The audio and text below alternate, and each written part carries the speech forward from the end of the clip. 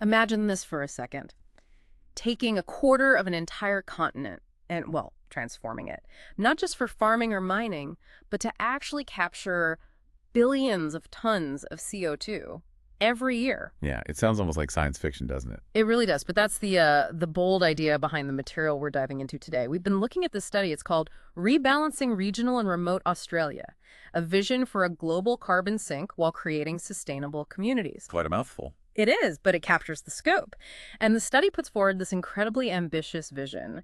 It basically argues that Australia, because it has so much land, especially those huge semi-arid and arid areas, well, it has this unique chance to become a really major global carbon sink. Okay, so our mission here today in this deep dive is to really get our heads around how this study thinks Australia could actually do that, achieve that massive carbon capture goal. But like the title says, it's clearly not just about carbon. Right? No, not at all. It's just as much about building resilient, sustainable communities, in those remote and regional areas that often face pretty big challenges. So we'll look at the solutions they're proposing, the tech, the nature-based ideas for energy, water, farming, and then try to figure out what the authors are saying about the potential impact and, crucially, if it's actually feasible. Right. And I think to really understand why they're proposing this now, you have to look at the global picture first. Right. Because, let's face it, despite all the international agreements on climate change, global greenhouse gas emissions, they're still going up. We're just not hitting those targets we need to hit to avoid the really bad climate impacts. And Australia's own emissions are, what, about 1% of the global total? Which sounds small, maybe, but this study argues that because of its sheer size and resources, Australia actually has a chance to make a contribution that's way bigger than that 1% suggests. A huge contribution, potentially. Exactly. And there's a real urgency to it, too, which the study highlights. You just have to look at what Australia is already dealing with, those intense bushfires, the flooding.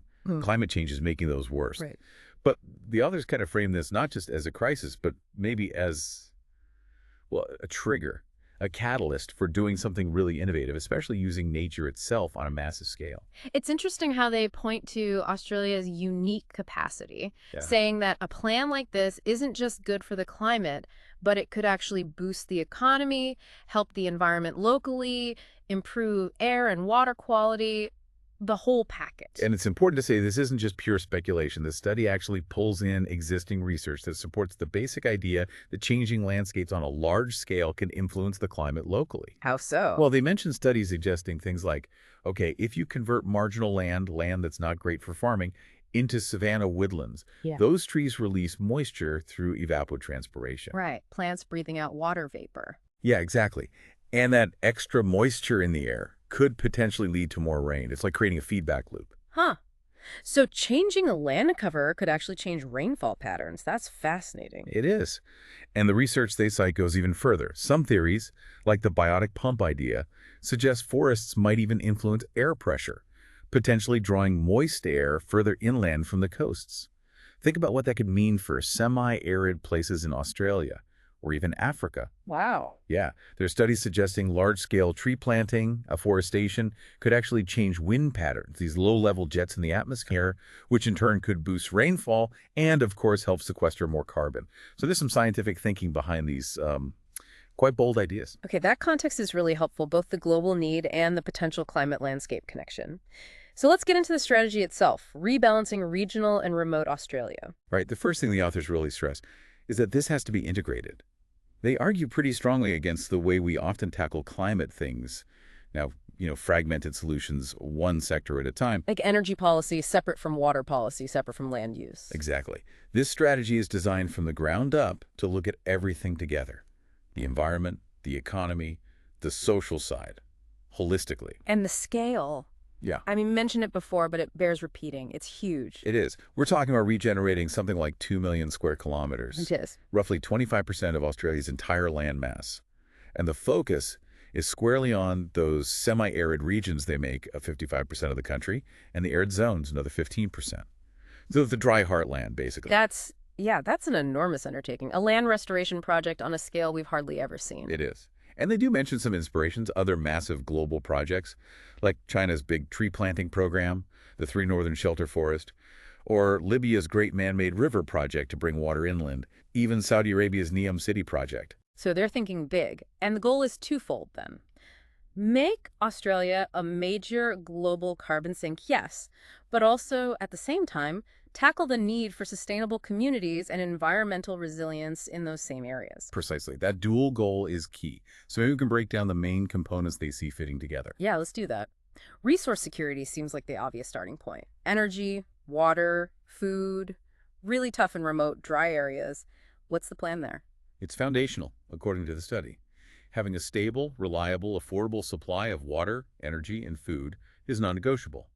Especially given, as you said, how dry Australia is. Generally, average rainfall is only about 450 millimeters a year nationally. Very low. So energy first. How do you power these new remote communities and industries sustainably? Well, the plan leans heavily on renewables. Makes sense, right? Tons of sun, plenty of wind in those vast open spaces. But renewables are variable. Sun doesn't always shine, wind doesn't always blow. True. So they address that variability with a mix of modern solutions. Large-scale batteries are key for storage, also biomass energy using plant matter, small or medium-sized pumped hydro storage where the geography allows for it, geothermal energy is mentioned, and potentially hydrogen fuel tech, as that develops further. Any role for fossil fuels? They do acknowledge that natural gas-fired peaking plants might be needed sort of as a backup, especially in the early stages, just to guarantee reliability while the renewable system scales up. Okay. Now, water. That feels like the really massive hurdle in arid Australia. How do they propose to get enough water? It's definitely a complex piece. It's a mix of strategies. A big one is desalination plants, powered by renewables, located on the coast to turn seawater into fresh water, and then piping it inland. That takes a lot of energy and infrastructure. It does. They also mention dams, pumps, maybe even some carefully planned river diversions. And, importantly, making use of underground water sources, but carefully. Like the Great Artesian Basin, it holds a staggering amount of water, maybe 65 million gigaliters. But you have to manage that sustainably. And desalination, it produces all that salty brine as a byproduct. That can be nasty for marine environments if you just dump it back in the ocean. Yeah, the study is very clear on that. It emphasizes the need for responsible management. Sophisticated recycling and reuse of water is part of it, and also finding innovative ways to handle the desalination byproducts, maybe extracting minerals or using them somehow to avoid polluting the coast. It's about sustainable water, not just more water. Right. So you've got energy and water sorted, hopefully, but the core climate goal is the carbon sink. What are the specific nature-based solutions they're focused on? Okay, so this is where the actual removal of greenhouse gases happens.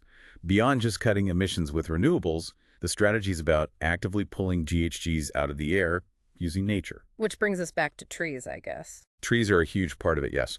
Reforestation, planting trees where they used to be, and large-scale afforestation, planting them where they weren't, at least not recently. But how do you get trees to grow in semi-arid areas? That's where the water plant connects. The study explicitly talks about potentially using some of that desalinated water, the water produced using renewable energy, for irrigation, just to help establish these new forests in the drier zones. Okay, that makes sense. And it's not just trees.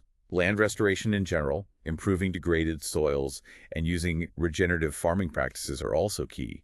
These things help store more carbon in the soil itself, and they create healthier, more resilient ecosystems overall.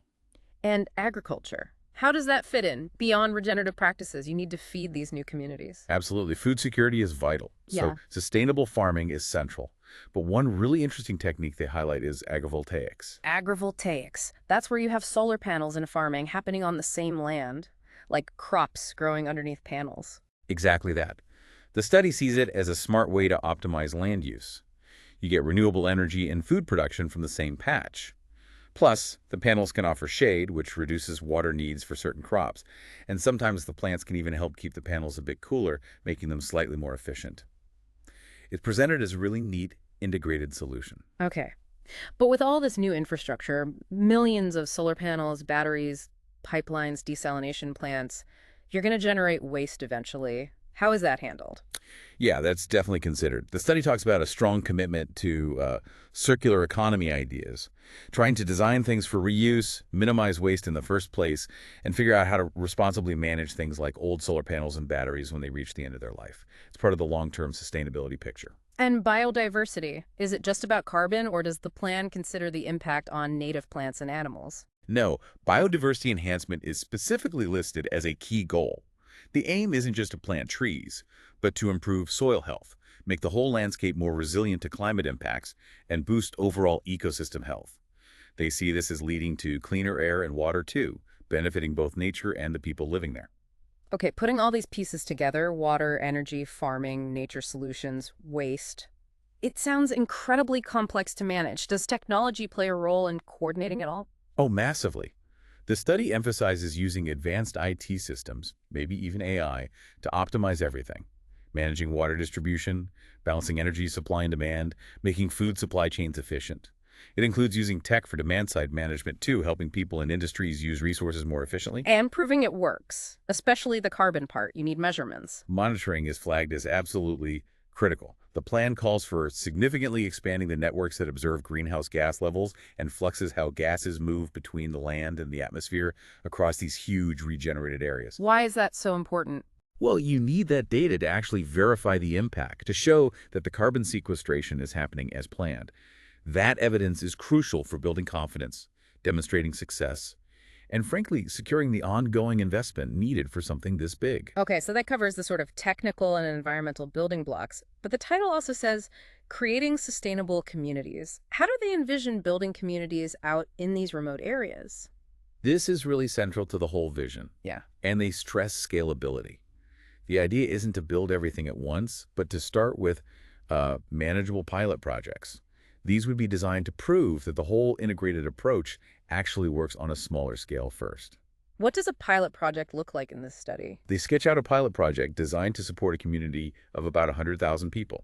That's the demonstration scale. And the ultimate goal. Much bigger. The long-term vision described is for potentially around 200 similar initiatives across the country. Added up, it suggests this could support a total population of maybe 20 million people in these rebalanced regional areas. 20 million people in regional and remote Australia. That's a staggering number compared to who lives there now. It is a huge number. The study suggests this scale could accommodate not just existing residents who want to stay and grow, but also potentially a significant number of new immigrants. They align it with projections for Australia's overall population growth and this growing interest, politically and socially, in developing regional areas more. Where would these pilots actually go? Do they name specific spots? They mention some general criteria for choosing sites. Things like having land that's at least partially fertile, being reasonably close to the coast, which helps with desalination, and importantly, being near existing communities that actually have an interest in this kind of development.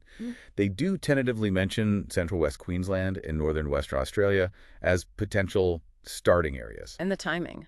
Does the infrastructure come first, then the people? That seems to be the logic. This study presents community creation as the culmination. It depends entirely on getting that foundational infrastructure, the reliable energy, the water, the food systems established first. You need that life support system in place before you can build thriving communities in these challenging environments. Okay, the elephant in the room. Cost. This sounds astronomically expensive. Does the study even attempt to put numbers on it? Yes, they do include a preliminary pre-feasibility assessment. It's not a detailed costing, but it gives a summary budget for that 100,000-person pilot project.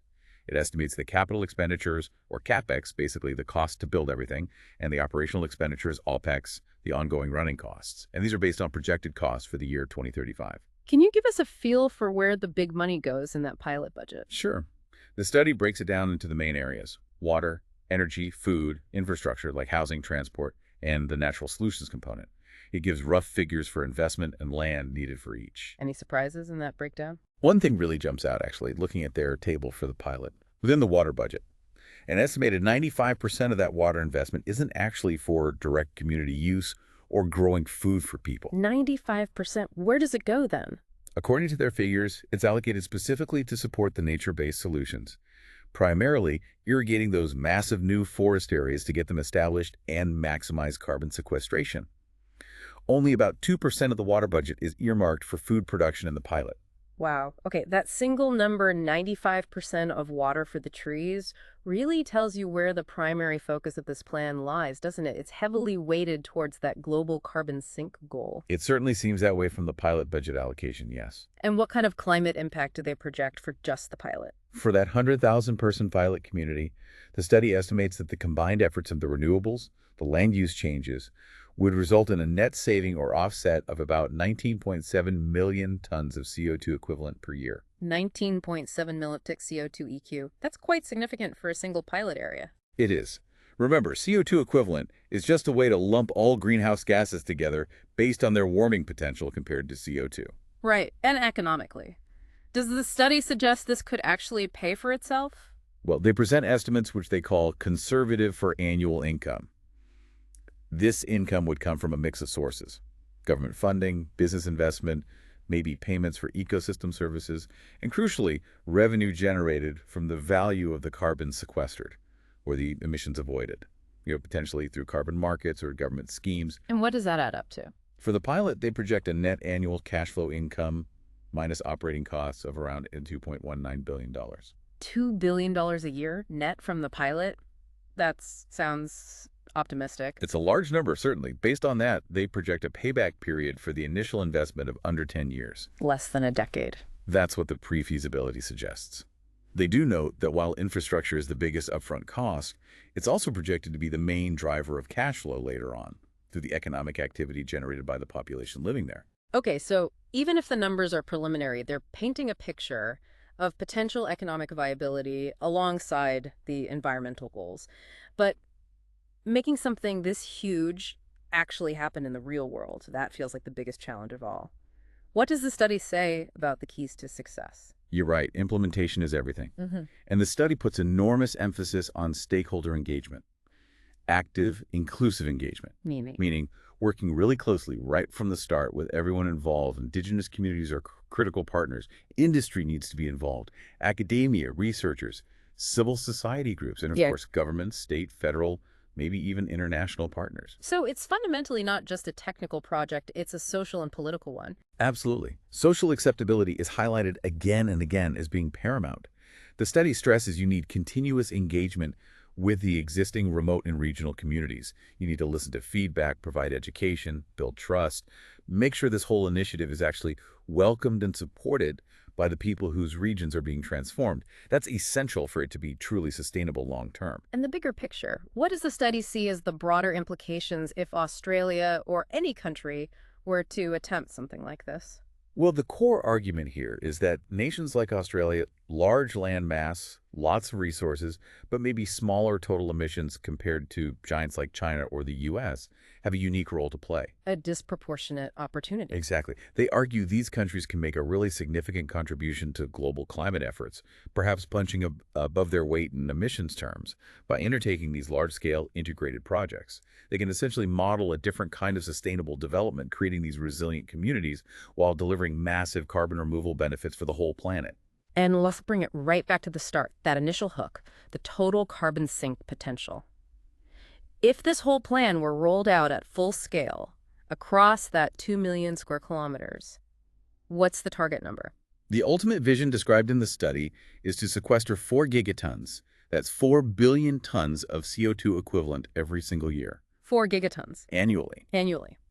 And just for context, the study points out that level of removal from this one initiative will be roughly 10% of the total amount the world needs to be removing from the atmosphere every year to stay within what scientists consider the safe planetary climate boundary. Wow. Okay, so that really underscores the global significance they're aiming for. It does. It's planetary scale thinking. All right, so let's try and wrap up this deep dive into rebalancing regional and remote Australia, a vision for a global carbon sink while creating sustainable communities. What we've seen is this incredibly ambitious, large-scale, integrated plan, using innovative tech, using nature itself, to try and turn huge parts of Australia into a carbon sink and build new sustainable communities at the same time. Yeah, the potential impact described in this study, it's undeniable, both to tackling the global climate challenge and potentially for reshaping regional development in Australia. It's immense. So as you listening, think about this blend of high-tech solutions like desalination and AI with fundamental nature-based approaches like planting billions of trees, needing huge investment, needing everyone from local communities to international partners on board. What part of it really sticks with you? Is it just the mind-boggling scale? Or maybe the complex way they try to weave technology and nature together? Or perhaps it's the human challenge, the sheer difficulty of building brand new, thriving communities in some really tough environments? It certainly leaves you with a lot to think about. This study outlines a vision that, let's be honest, would require incredible coordination, vast amounts of capital, and a really, really long-term commitment. Makes you wonder, doesn't it? How do we as societies actually balance these kinds of essential, grand, multi-generational environmental and social goals with the very real practical challenges of making them happen, finding the money, and dealing with the urgent need for climate action right now?